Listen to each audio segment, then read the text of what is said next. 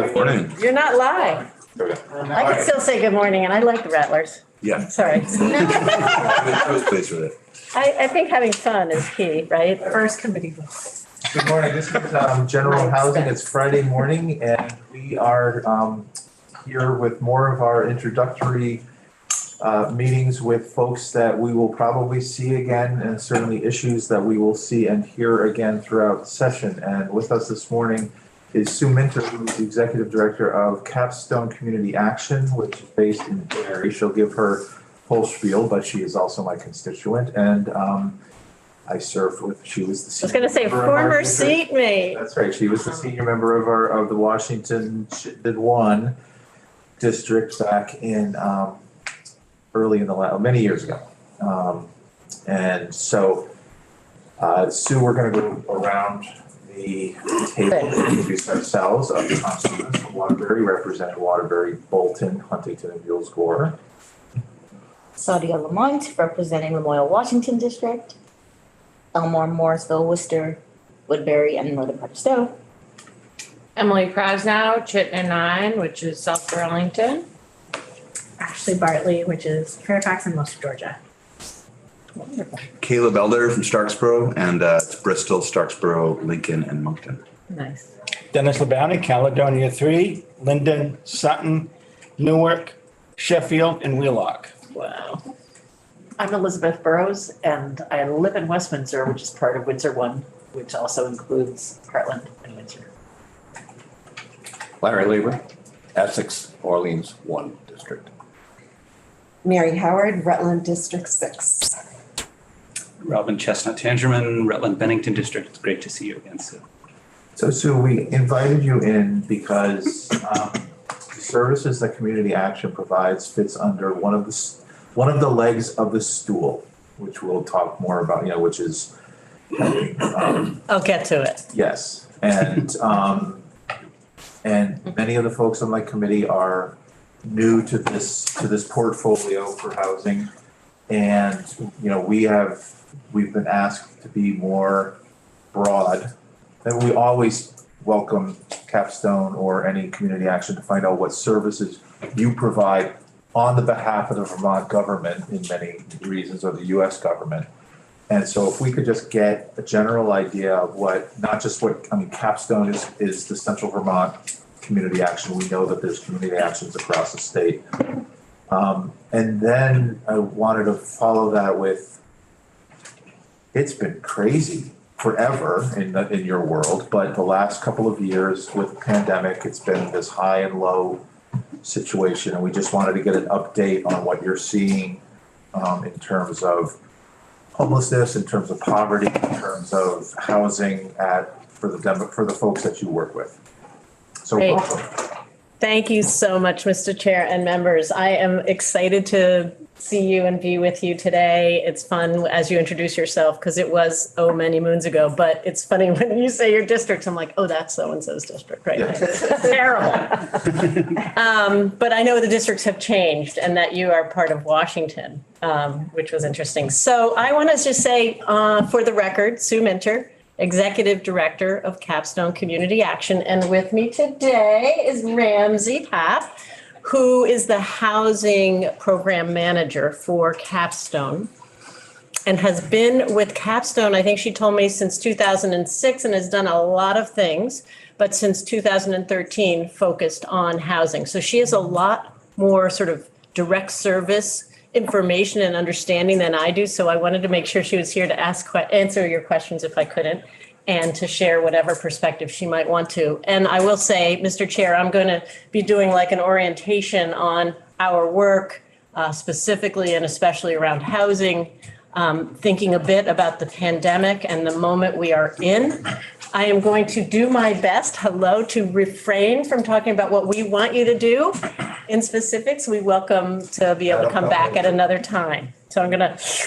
And if you have written testimony that you'd like to share with us, please send it to Ron. I have already done that. And I have more copies if anybody wants it in hard copy.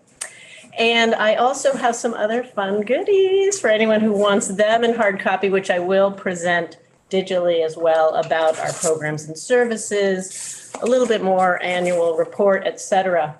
So Capstone, as the chair mentioned, is a community action agency, and it is one of 5 agencies across the state. We were established in 1965 as an outgrowth or a central part of the war on poverty. And it is fitting this weekend, Martin Luther King weekend, that we are here with you because honestly, we are very much an outgrowth of his legacy. You will see in this, the way the state is divided into 5 regions. So every one of your constituents are served by a community action agency. Capstone is in central Vermont, representing Lamoille, Washington, and Orange counties, as well as a few towns in northern Windsor. And we really have, I do want you to know, I have more copies of these, and I think these are really important because they show you all the things that we do and really highlight the data on, and this, we are focused on ending poverty, focused on serving low and moderate income people.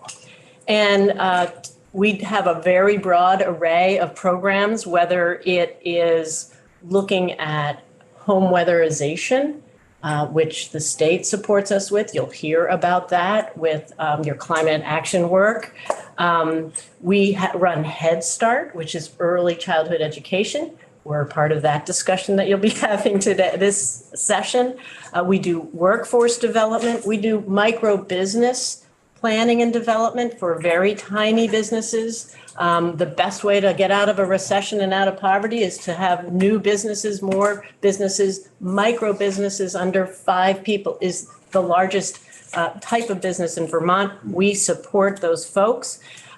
We do financial and energy counseling, including providing incentives for your constituents to get used, pre-owned, high efficiency vehicles with incentives.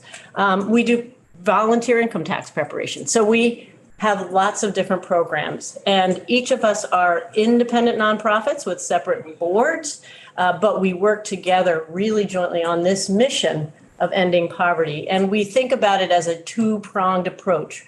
We meet people in crisis. We provide basic human needs, basic services.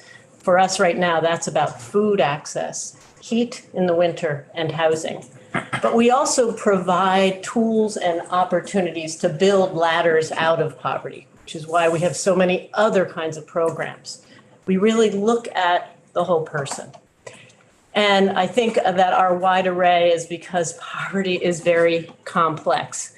I would say that during this pandemic, which we are still in, I would say our crisis services have really been the forefront of what we do and have grown in some cases exponentially. And I think our food access for Capstone, we had to build out our existing food pantry into a mobile food pantry where we're doing deliveries now. We have repurposed what's called our Community Kitchen Academy for a period of time, 6 weeks during the lockdown. We provided thousands of meals weekly, and volunteers delivered them to the unhoused people in hotels. And then we have stood up a community, a regional food hub for the Vermont Everyone Eats program. So it's just been an unbelievable whirlwind just on food. On housing, we've really gone from 1 or 2 housing counselors to, actually Ramsey can tell us, I think region-wide, our service area, we have something around 8 housing counselors, maybe. Well, you can get into that more. But anyway, you can see how we've grown because the needs have grown. And I want to just step back and say, thank you, Mr. Chair, for inviting us into this room and all of you for attending this piece of the housing puzzle. Historically, this committee has focused on housing policy and on providing housing units in particular and including subsidized, affordable housing. And we talk about sort of the 3 legs of the stool. I wish it was more the statue or something, but one is the units and making sure we have affordable units. The other leg is about housing subsidies, vouchers, rental support so that people of low incomes can afford to stay in units.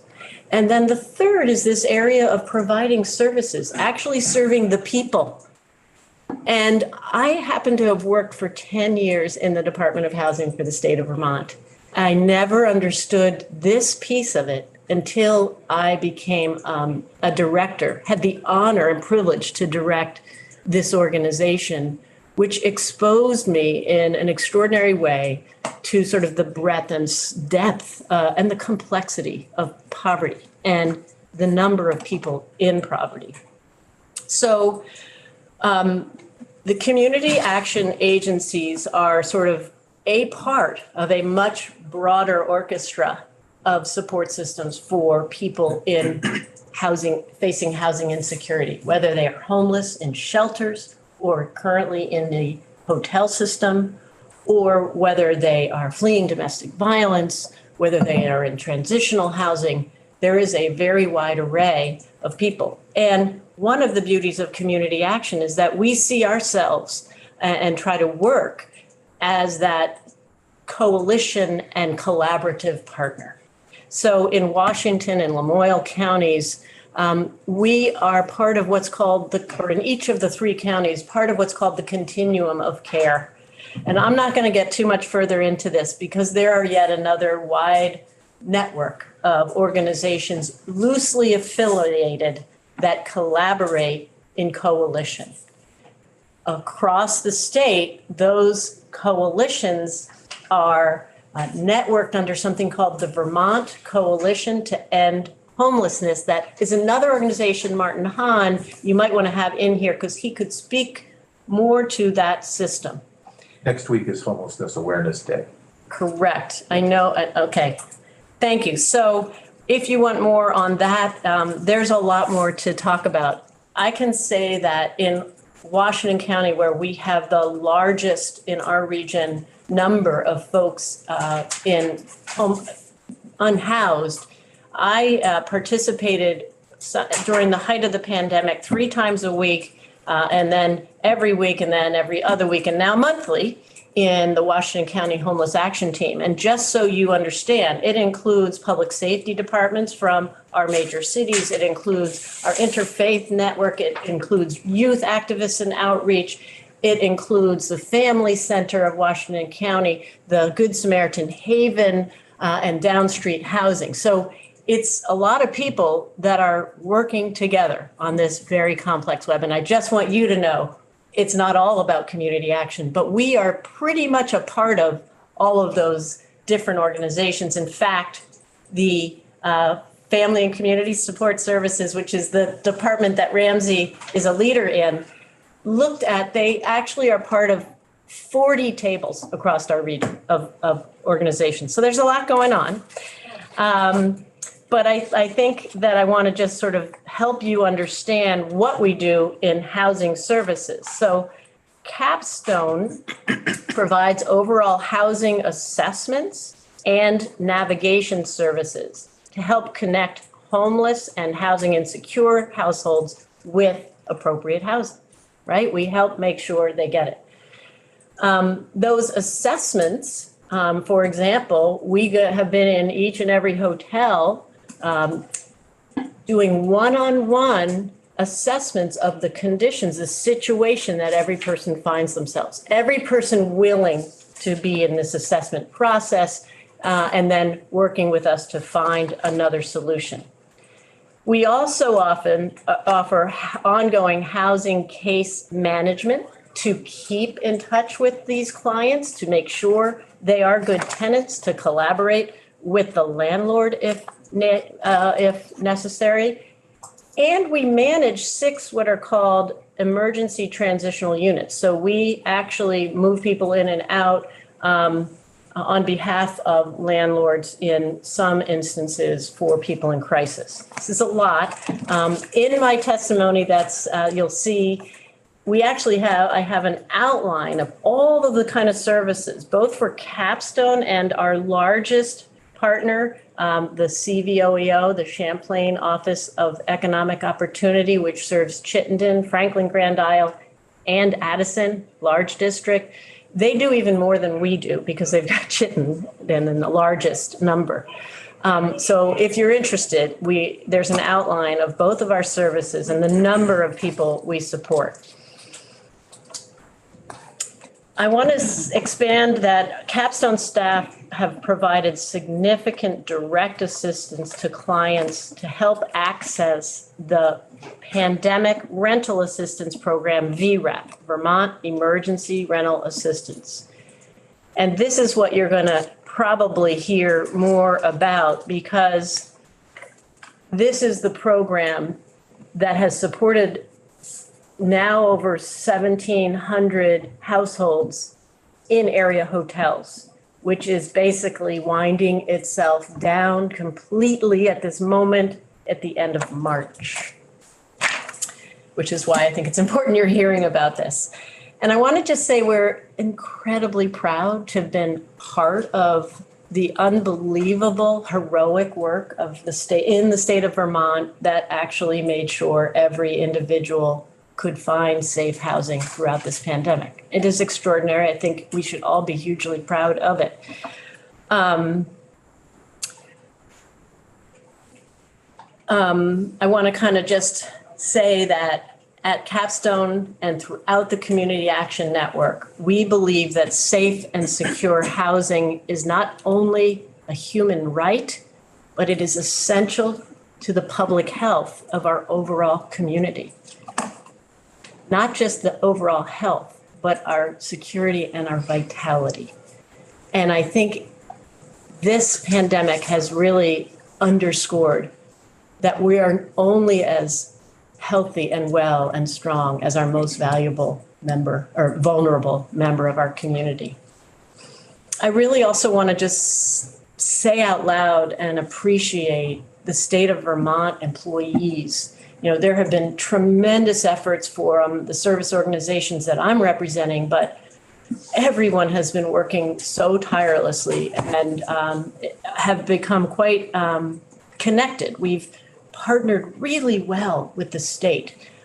In particular, in our case, the Department of Children and Families, and specifically the Office of Economic Opportunity. They're the sort of funding partners that we've worked with and have stood up so many different pandemic programs that I think you may be interested in hearing more about.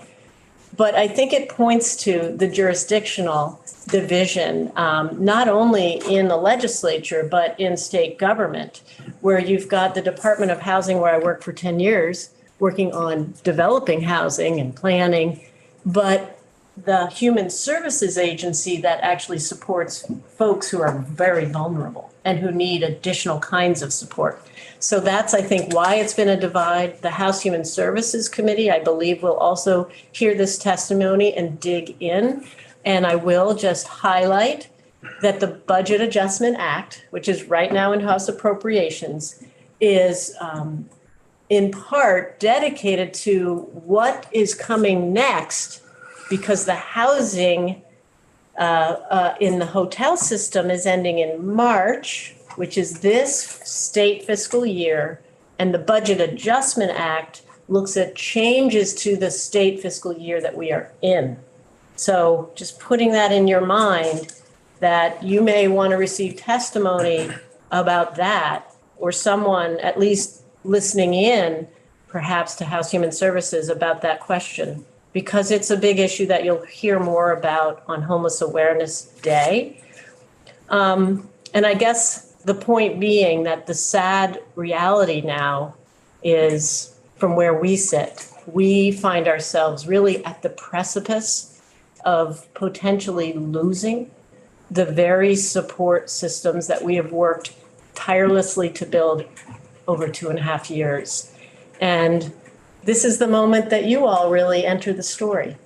And I want you to know it is a time of tremendous uncertainty and fear, in some cases terror and trauma, for people currently precariously housed in these hotels. And not only in the hotels, because there are other pandemic era supports called, especially these VRAP investments, that have really helped us step forward in these difficult times. And I want to bring your attention, because I think it will relate to other policy initiatives that you're thinking about, of another aspect of the VRAP program, rental assistance, has been the ability for people affected by COVID and with low incomes to access rental assistance, to be in their apartments. Many of them were able to leave the hotels, get a voucher, get into an apartment, but that apartment is potentially well above their ability to pay. And they were given the promise at the time that they would be there for 18 months. And that is the promise, essentially the contract that is now being broken. Because the state was not able to carefully understand how quickly the pandemic federal money was running through and how soon it was going to end. So they did projections, but more people needed this funding, and they've run through it more quickly than anticipated, which is why in March, we are in the middle of winding down. So what is sort of homelessness 101 in terms of the numbers? So every year there is a point in time survey when every organization goes out and tries to figure out, to identify the number of unhoused people. That happens across the country. The most current one was a year ago. So in January of 2022, Vermont found 2,780 Vermonters who were experiencing literal homelessness. This was an increase of 189 persons from the year before, a 7.3% increase. And that was an increase from pre-pandemic times. So although the pandemic escalated significantly, we have been on a growth curve. You will see probably at Homeless Awareness Day more data on this point in time, the PIT count, but some key takeaways: the number of people in experiencing homelessness and in households with children increased by 36% compared to the prior year. And then that compares with only 5% of single adults. So we see an alarming increase in the number of children who are unhoused or insecurely housed, which is of great, great significance to our future, something that the Community Action Agencies is thinking a lot about with the state as we think about what's next. It is also important to realize that BIPOC, Black, Indigenous, and people of color Vermonters are disproportionately experiencing homelessness in 22 compared to the general public, that veterans homelessness overall has continued to decline. Why? Because there has been a strategic focus on veterans, which is what we are proposing for children some other day with you, hopefully. And when you look at the whole population, the good news in 2022 is 94% of those unhoused people were actually sheltered, either in the hotel system or in transitional units.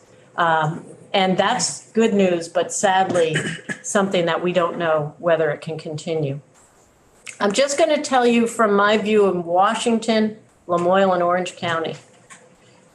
In Washington County alone, right here, 400, these are numbers from early December, 487 people, including 45 households with children, are on what's called the coordinated entry list. That's the regional list that we actually do assessments to understand. So the people willing to work with us.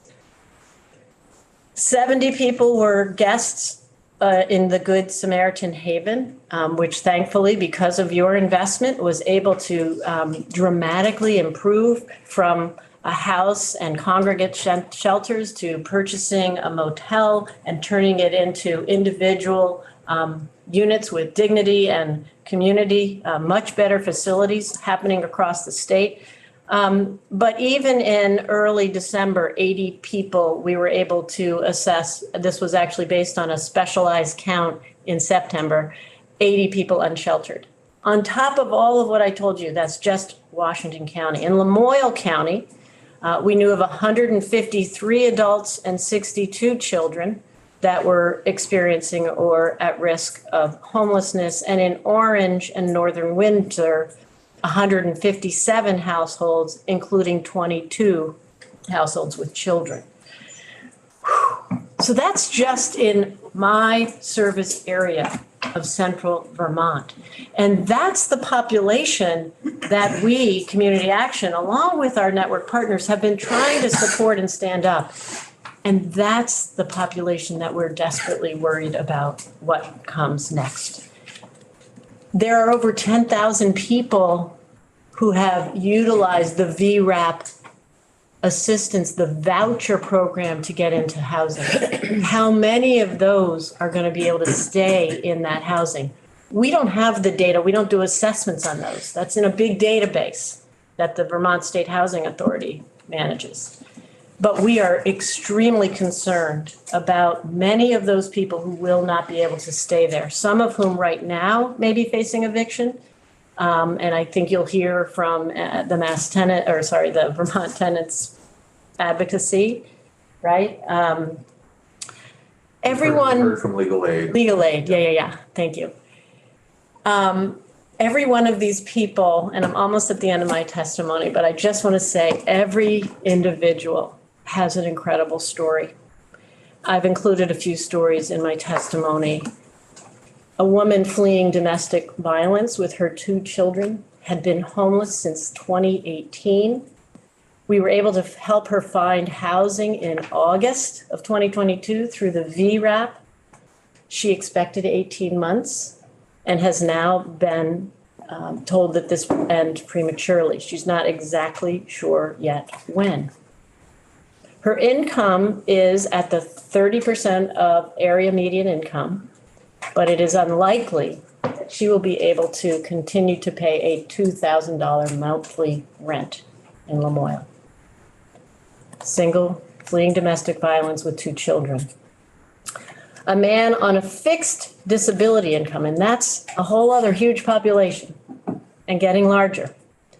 So they meet the 30% area median income or lower, lived in the same unit for 10 years, paid every month, but the building was sold.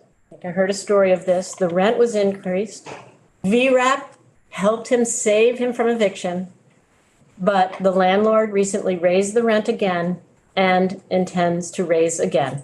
So this client currently is still enrolled, receiving 70% of the VRAP adjustment they had received previously, but desperately looking for another unit he can afford. Here's a single father, works 20 hours a week, was able to get a home because of VRAP, but he lost his benefit and now is in fear of eviction. An elderly woman able to move into housing with VRAP, but will not be able to afford it because of her fixed income.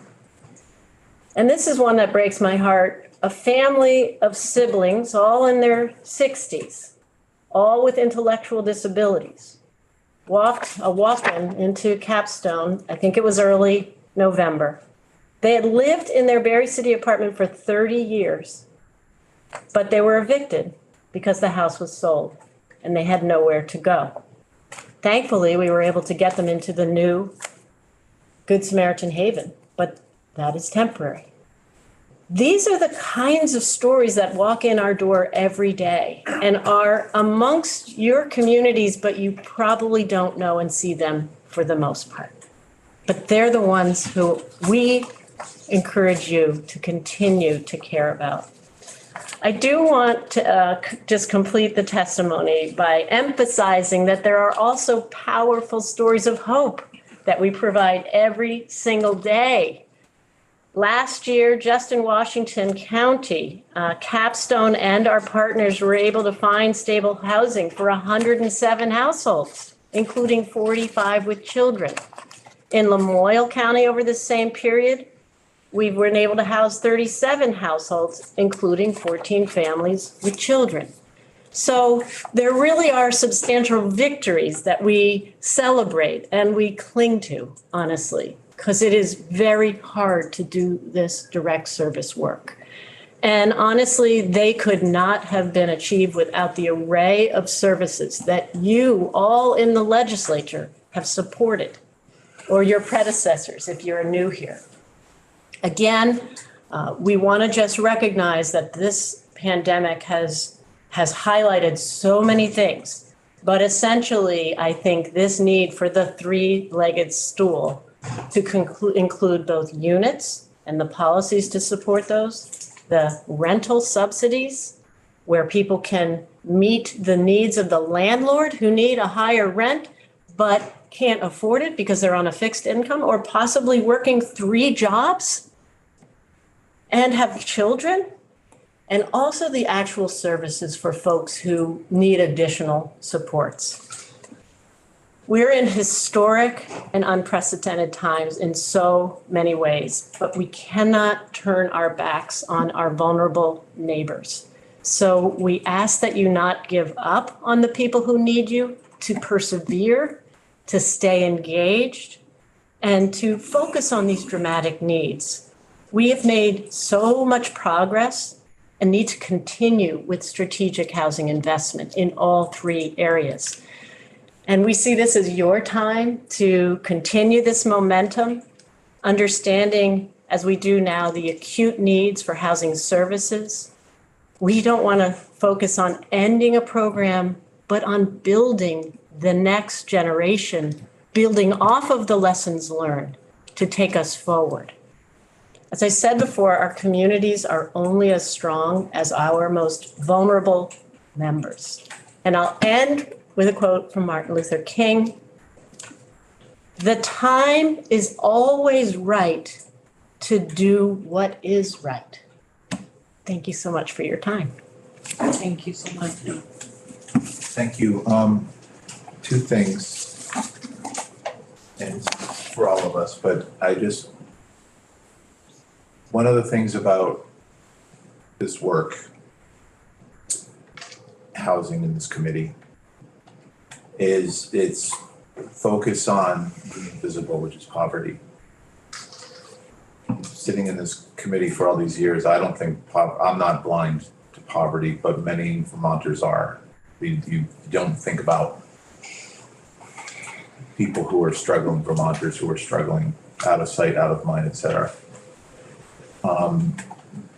Pandemic changed that a little bit, especially in 2020 when people were forced to see it, and when people actually, 80,000 Vermonters lost their jobs, or filed for unemployment. Perhaps it was even more, but 80,000 Vermonters lost their jobs and understood that they were just a couple paychecks away from needing the services that Community Action did. But I also want to acknowledge that all of the organizations that Sue mentioned, no one gets put ahead of the other really, but these organizations, and Ramsey, this is for you too. I mean, for the work that you've done, not just 90 to 120 hours a week, but the kind of work that you had to do and are still doing for the last several years is, no one sees it because you're dealing with poverty.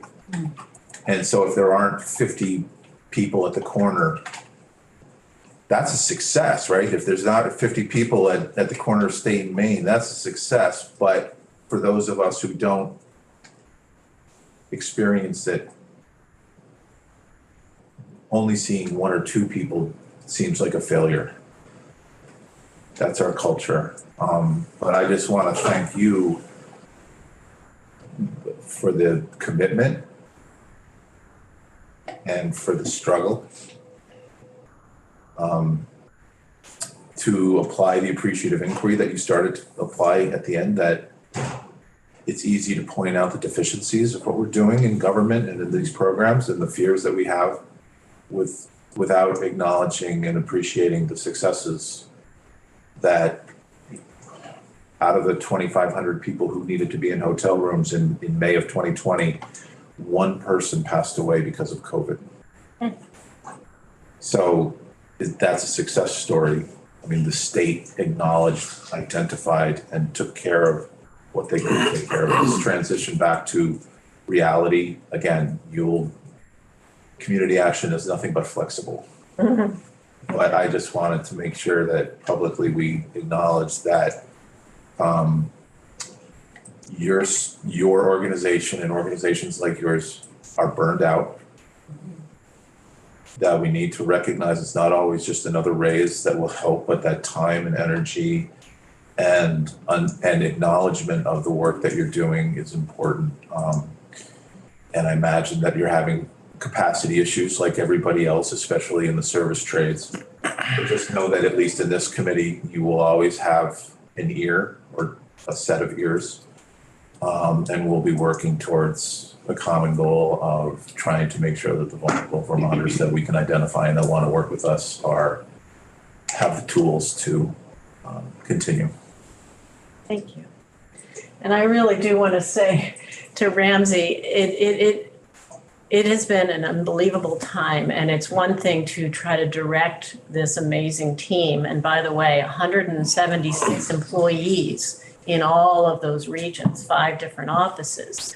But for the folks who do direct service and crisis services like Ramsey and her team, it's very, very hard to sustain. And you're right, we have gone through a lot of capacity challenges, and the stress and the morale is something that I work a lot on. But I want to say thank you to Ramsey and her team. And that's who I really want to hear your words of praise and appreciation.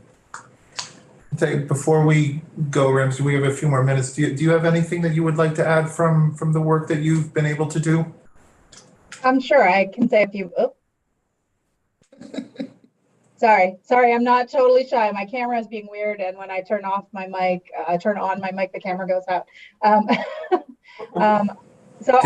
Did you get that, Sue? She may need a new computer. So I just wanted to say thank you, Sue. I really appreciate your leadership and your support of us. It is a really tough job. I am grateful to say that at the moment, our housing team is fully staffed, and we actually, not including me, we have 14, actually maybe including me, we have 14 people on our housing team, which is bigger than it's ever been. We were really lucky to recently hire a landlord liaison in our Lamoille office, and that's going to really help us to make the good connections with landlords and try to support our landlords. Housing counselors have done that for a long time, but having somebody, it's kind of hard to play both sides with a landlord and with a tenant. So sometimes having that kind of more neutral voice is really helpful. But it's tough work, and we deal with a lot of people dealing with a lot of trauma, especially now with the numbers of people in hotels and who have been in hotels for all this time, and that is a really difficult situation. And people are grateful for the ability to be there, but permanent housing is really where we need to go. Right. We need the options to be able to put people in places. And I until a couple months ago, I was a housing counselor and had been for about 11 years. And over the last 3 or 4 years, the number of times that I had to tell somebody that we just couldn't find housing for them was heartbreaking. It just has been such a huge problem for so long. And I'm really excited about a lot of the housing projects that are coming. I feel like as a group, COVID has sort of brought service providers together in a much stronger way than we ever were before. And I feel like we have so many opportunities to really work together and come up with some really great solutions to support people. And we are doing it. It all takes so much time. And in the past, it was always a struggle to find the funding to put people in the housing. And now it's sort of the opposite. There's lots of funding, and the housing just isn't here right now. And it's coming. We know it's coming. Some of it's coming. But there's always some other barriers that people have. And I think the other thing that's happened throughout COVID and the coming out of it has been the ability to really think creatively about what housing means, and that it's not the same for everybody, and that there are options, whether it's new mobile home parks and more energy efficient, and whether it's different programs coming, whether it's tiny houses, the pods that the city of Burlington is going to have available for homeless people, so that they're not stuck in a hotel room with a whole bunch of other people, but they have sort of a little space where they can go to, just different creative ways. And I think people have just really stepped up to make new options for people, and it's really encouraging, and still really hard work, and we have a long way to go. So, but thank you so much for listening to all of this, and Sue, for all of the information you presented. You did a great job. Well, thank you, Ramsey, and thank you, Sue. Thank you to your whole team. Again, it is, for what it's worth, disclosure, my bride worked for the same organization before Sue did in a different role, and it was always a part of our life to know that, to really experience one paycheck away from all of this, and who knew a pandemic would come on top of it. Mm-hmm. So again, we'll be working hopefully holistically with the human services, with healthcare, with all of the other elements that you deal with here in the building. And one of the reasons for us to be more broadly into housing is to make sure that we're covering all of these facets that exist, so that we can understand what our part of the puzzle is moving forward. So I appreciate you taking the time for providing that information. And again, I think we've heard from Sue today just a few things that we heard yesterday, even with BHCB and BHFA, in terms of you dealing with folks who are at 30% of the area median income. We're talking about people who need assistance, period, for whatever reasons that they may bring to it. But that's something that we'll deal with throughout this biennium. So thank you. And, I will just say thank you so much. And again, so much of the pandemic support that the legislature really helped create has been essential. And I appreciate the point that Ramsey made about how much more connected we are all. Mm. And especially in this world of services, because I think it was a very underfunded, and I fear it may become so again. So you may hear more about that, but don't know yet what's in the governor's budget. Certainly have opinions about what is and isn't in the Budget Adjustment Act. But for example, yesterday, I know that one of the major hotels that has been housing people, the Golden Eagle in Stowe, is closing their doors as of the end of this month. So we have 17 households there right at our doorstep. But I went to speak with a landlord who's never been involved with supporting the folks we support, who just built 12 new units and who may be willing to commit several of those to the folks we're trying. So the world is changing. The world is changing. And thankfully, thank you to the Golden Eagle who were open to us for these years. Well, as you do all this work, just make sure you and your staff breathe and eat. And do you think he knows me? Yes. Yes. Because it's not sustainable. Yeah. So, thank you. Thank you very much. All right. Please call us when you need us to know things. Okay. And I do have some cards and these. Oh, can I